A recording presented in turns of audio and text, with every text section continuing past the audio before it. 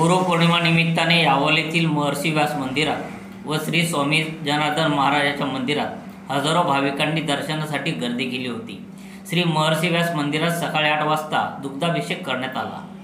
श्री महर्षी व्यासांनी यावलला काही काळ वास्तव केल्याचे आणि महाभारताचे काही पर्व येथे लिहिल्याची दंतकथा आहे।